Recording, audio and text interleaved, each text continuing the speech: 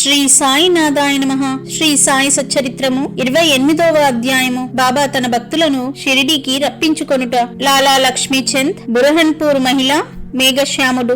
బాబా తన భక్తులను షిరిడీకి రప్పించుట. శ్రీ సాయి అనంతుడు. చీమలు, పురుగులు మొదలుకొని బ్రహ్మ పర్యంతము సకల జీవులందు నివసించును. వారు సర్వంతర్యామి. వేద జ్ఞానమందు, ఆత్మ సాక్షాత్కార విద్యయందు వారు పారంగతులు. ఈ రెండిటిలో వారికి ప్రావీణ్యముండుటచే వారు సద్గురువు అనిపించుకొనుటకు సమర్థులు. పండితులైనప్పటికీ శిష్యులనెవరైతే ప్రేరేపించి ఆత్మ సాక్షాత్కారము కలిగించలేరో వారు సద్గురువులు కానేరరు. సాధారణముగా తండ్రి శరీరమును పుట్టించును, పిమ్మట చావు జీవితమును వెంబడించును. కాని సద్గురువు చావు పుట్టుకలను రెండిటిని దాటింతురు. కాబట్టి వారందరికంటే దయార్థ హృదయులు. సాయిబాబా అనేకసార్లు ఇట్లు నుడివిరి. నా మనుషుడు ఎంత దూరమున ఉన్నప్పటికీ, 1000 క్రోసుల దూరమున ఉన్నప్పటికీ, పిచ్చుక కాళ్లకు దారము కట్టి ఈడ్చినట్టులా అతనిని షిరిడికి లాగెదను. అటువంటి 3 పిచ్చుకల గురించి ఈ అధ్యాయములో చెప్పుకొందము. లాలా లక్ష్మీచంద్. అతడు మొట్టమొదట రైల్వేలోను, అటు తర్వాత బొంబాయిలోని శ్రీ వెంకటేశ్వర ముద్రణాలయమునందును, తదుపరి రాలీ బ్రదర్స్ కంపెనీలోను గుమాస్తాగా ఉద్యోగము చేసెను. 1910వ సంవత్సరమున అతనికి బాబా సాంగత్యము లభించెను. శాంతాక్రజులో క్రిస్మస్ పండుగకు 1-2 మాసములకు పూర్వము స్వప్నములో గడ్డముతోనున్న ఒక ముసలివాణిని చుట్టూ భక్తుల గుంపులు గూడి ఉన్నట్లు చూచెను. కొన్నాళ్ల తర్వాత దాసగను కీర్తన వినుటకు తన స్నేహితుడగు దత్తాత్రేయ మంజునాథ్ బిజూర్ ఇంటికి వెళ్ళెను. కీర్తన చేయనప్పుడు దాసగను బాబా పటమును సభలో పెట్టుట ఆచారము. స్వప్నములో చూచిన ముసలివాణ్ణి ముఖలక్షణములు ఈ పటములోనున్న వారికి సరిపోయెను. కావున తాను సాయిబాబాను స్వప్నంలో చూచినట్టులా గ్రహించెను. పటము, దాసగను కీర్తన, తుకారాం జీవితము ఇవన్నీయు మనస్సున నాటి లక్ష్మీచంద్ షిరిడీ పోవుట ఉవ్విలూరుచుండెను. సద్గురుని వెతుకుటలోను ఆధ్యాత్మిక కృషి అందును దేవుడు భక్తులకు సహాయపడునన్నది భక్తుల అనుభవమే. ఆనాటి రాత్రి 8 గంటలకు అతని స్నేహితుడగు శంకరరావు వచ్చి తలుపు కొట్టి షిరిడీకి వచ్చదవా అని అడిగెను. అతని ఆనందమును కంతులేకుండెను. షిరిడీకి పోవాలనని నిశ్చయించుకొనెను. పినతండ్రి కొడుకు వద్ద 15 రూపాయలు అప్పు పుచ్చుకొని కావలసిన ఏర్పాట్లన్నీయును చేసుకొనిన పిమ్మట షిరిడీకి పయనమయ్యెను. రైలులో అతడును స్నేహితుడగు శంకరరావును భజన చేసిరి. సాయిబాబాను గూర్చి తోటి ప్రయాణికులను అడిగిరి. చాలా సంవత్సరముల నుంచి షిరిడీలో ఉన్న సాయిబాబా గొప్ప యోగి పుంగవులని వారు చెప్పిరి. కోపార్గాం రాగానే అతడు బాబా కొరకు జామ పండ్లను కొనవలననుకొనెను. కాని ఆ గ్రామ పరిసరములను, ప్రకృతి దృశ్యములను చూచి ఆనందించి ఆ విషయమును మరచెను. షిరిడీ సమీపించుచుండగా వారికి సంగతి జ్ఞప్తికి వచ్చెను. అప్పుడే ఒక ముసలమ్మ నెత్తిపై జామ పండ్ల గంప పెట్టుకొని తమ గుర్రపు బండి వెంట పరిగెత్తుకొని వచ్చుచుండెను. అతడు బండి నాపి కొన్ని ఎంపుడు పండ్లను మాత్రమే కొనెను. అప్పుడు ఆ ముసలమ్మ తక్కిన పండ్లను కూడా తీసుకుని తన పక్షమున బాబా కర్పితం చేయుడని కోరెను.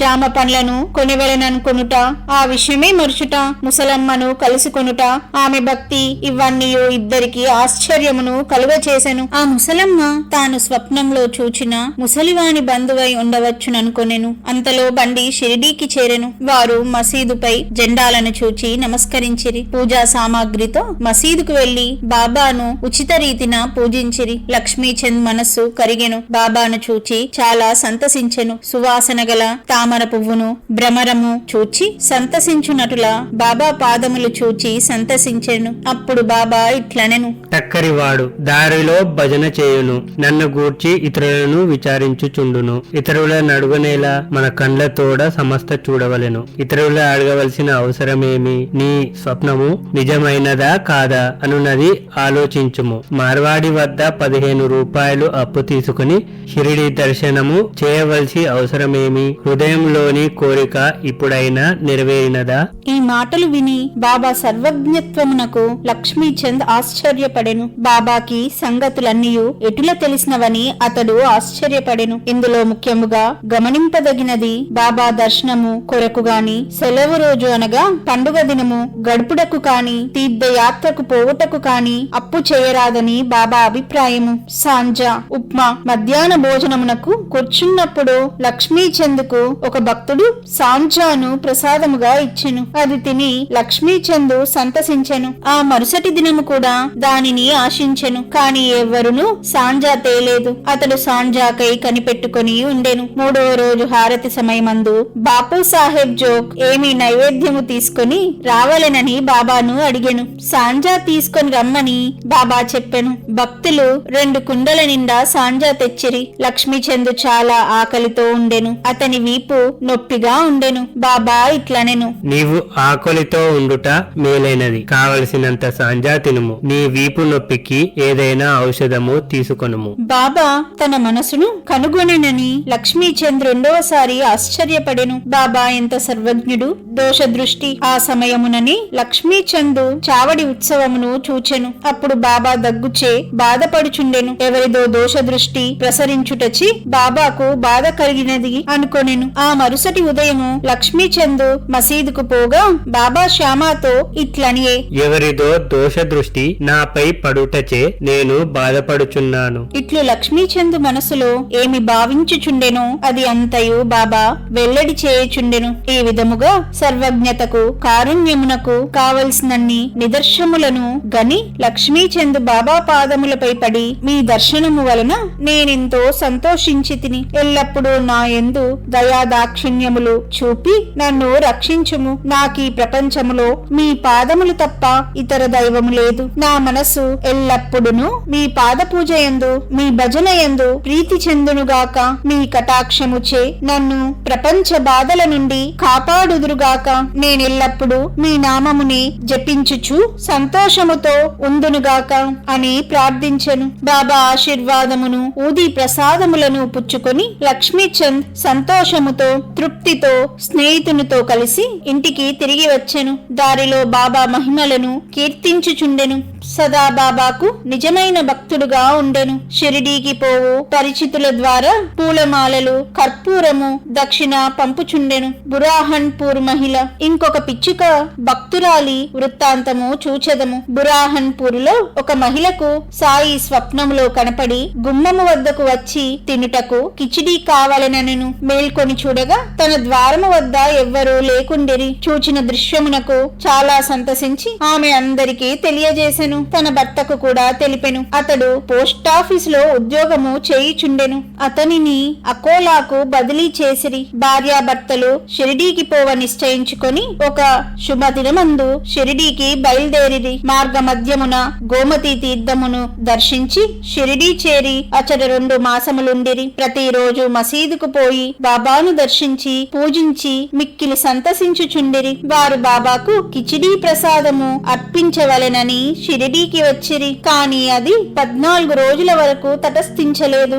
ఆమెకు కాలయాపన ఇష్టం లేకుండెను. 15వ రోజు ఆమె కిచిడీతో మసీదుకు 12 గంటలకు వచ్చెను. మసీదులో అందరూ భోజనమునకు కూర్చొనిరి కనుక తెరవేసి ఉండెను. తెరవేసి ఉండునప్పుడు ఎవరు లోపల ప్రవేశించుటకు సాహసించరు. కాని ఆమె నిలువలేకపోయెను. ఒక చేతితో తెర పైకెత్తి లోపల ప్రవేశించెను. బాబా ఆనాడు కిచిడీ కొరకు కనిపెట్టుకొని ఉన్నట్లు తోచెను. ఆమె కిచిడి అచట పెట్టగానే బాబా సంతసముతో ముద్ద మీద ముద్ద మృంగుట ప్రారంభించెను. బాబా ఆతృతను చూచి అందరూ ఆశ్చర్యపడిరి. ఈ కిచిడి కథను విన్నవారు బాబాకు తన భక్తులపై అసాధారణ ప్రేమ ఉండుననుటను విశ్వసించిరి. మేఘశ్యాముడు ఇక అన్నిటికంటే పెద్దదైన 3వ పిచ్చుక గురించి వినుడు. విరంగాం నివాసియగు మేఘశ్యాముడు హరివినాయక సాటే గారి వంట బ్రాహ్మణుడు. అతడు అమాయకుడైన చదువురాని శివభక్తుడు. ఎల్లప్పుడూ శివ పంచాక్షరి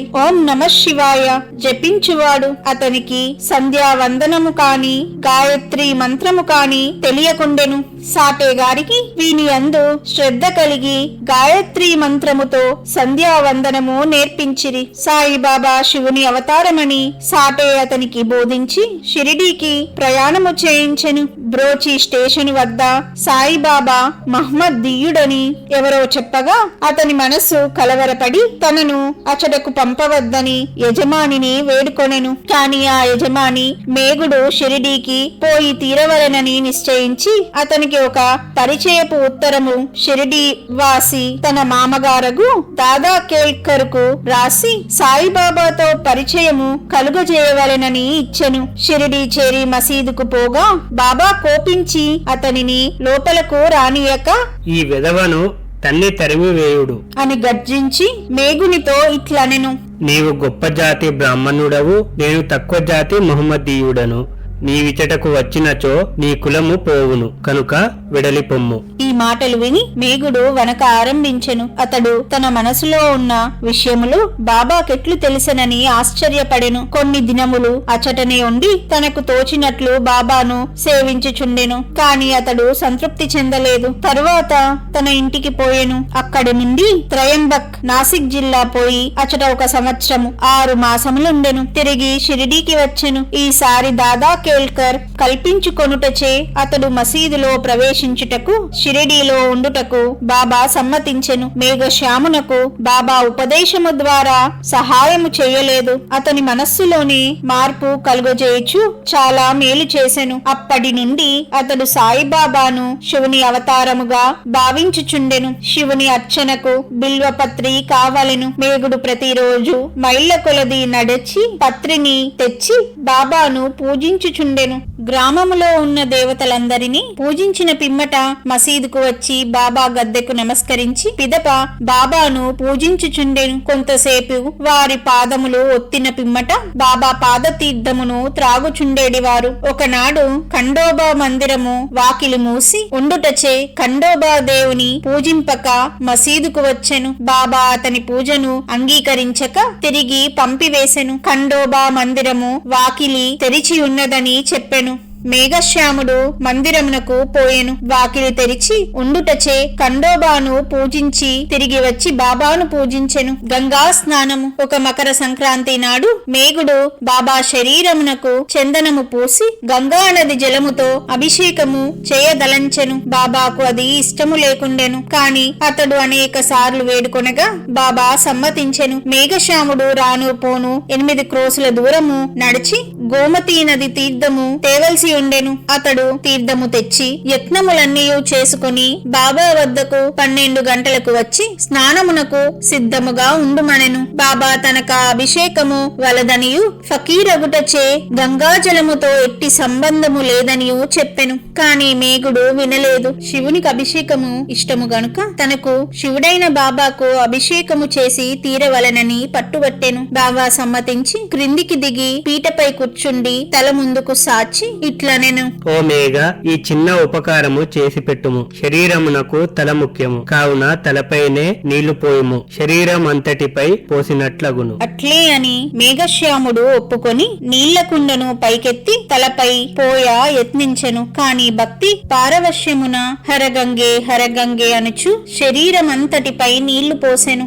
కుండనొక ప్రక్కకు పెట్టి బాబా వైపు చూచెను. వాని ఆశ్చర్య ఆనందములకు మెరలేదు. బాబా తల మాత్రమే తడిసి శరీరమంతయు పొడిగా ఉండెను. త్రిశూలము లింగము. మేఘశ్యాముడు బాబాను 2 చోట్ల పూజించుచుండెను. మసీదులో బాబాను స్వయముగా పూజించుచుండెను. వాడాలో నానాసాహెబ్ చందోర్కర్ ఇచ్చిన పటమును పూజించుచుండెను. ఈ ప్రకారము 12 నెలలు చేసెను. వాని భక్తికి మెచ్చుకొనెనని తెలుపుటకు బాబా అతనికొక దృష్టాంతము చూపెను.